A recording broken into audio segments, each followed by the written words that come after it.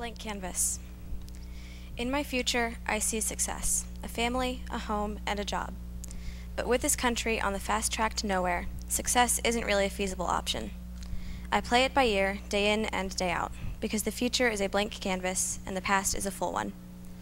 What has already come is already done, and what is yet to come sits upon my shoulders.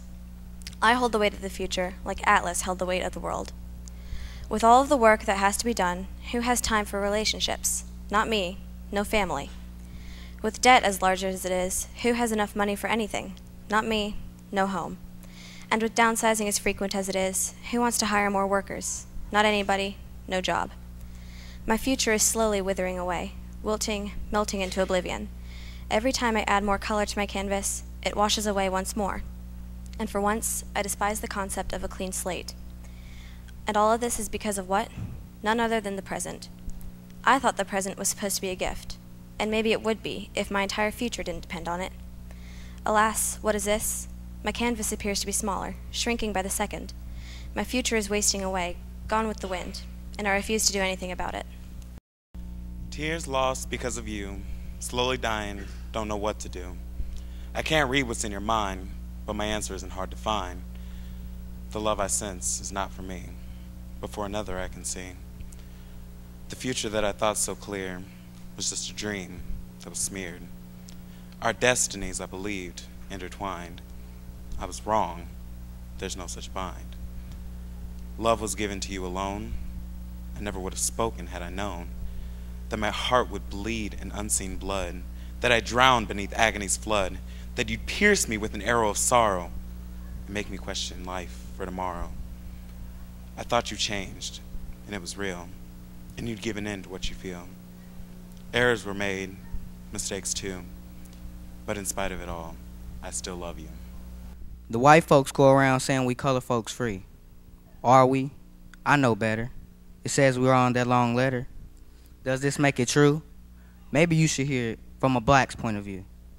Ever since they sailed us across the sea, they tricked us into believing we was always free. We worked on their fields, picking their cotton. Both of these things will never be forgotten. Many years later, they passed the 13th. We all knew it wouldn't give us much relief. When the 14th passed, we were protected under law. Segregation started. This showed us that one flaw. Man is born free, but everywhere in chains. They just wouldn't listen. Rousseau tried to explain. But I believe freedom shouldn't have no restrictions. But by the ways they define it, we have contradictions. Freedom gives a person the right to live life. With our nation in recession, it feeds us strife. Freedom will tell people no one can step in their way. Immigrants will always be told they have the right to stay. So are we free? In my opinion, we ain't, but we'll be. Do you agree? Maybe one day, colors and whites will become one.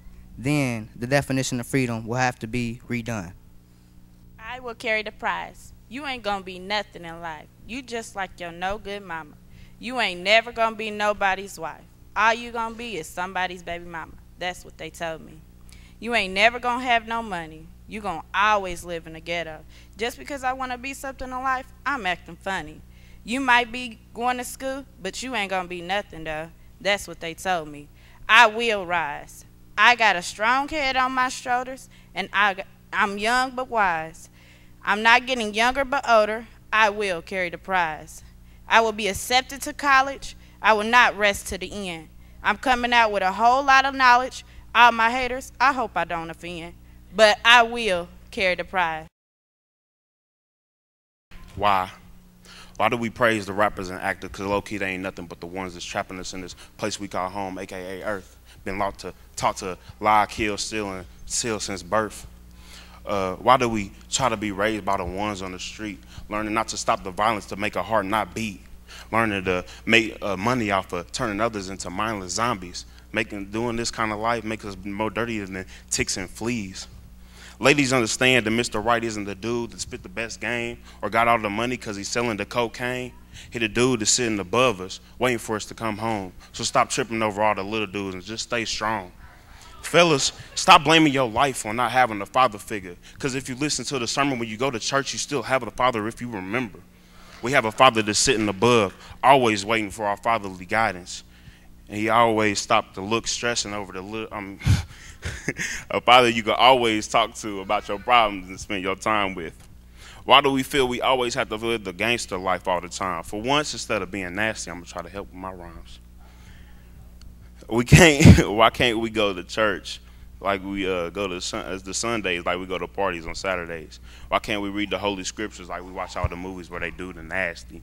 Why do we hold in our pain and suffering and problems in life instead of asking the one we call Father to help us make it through the day and night? We need to praise him when our so-called friends leave us. We need to praise him when there's nowhere to go and no one to trust. We need to praise him when we just don't know what to do. We need to praise him so he'll stop acting us like a fool. Let the dealers deal and the killers kill. Let the sinners sin to the very end. But in the end, we need nobody by our side but him. That's why in the end, we need to just praise him.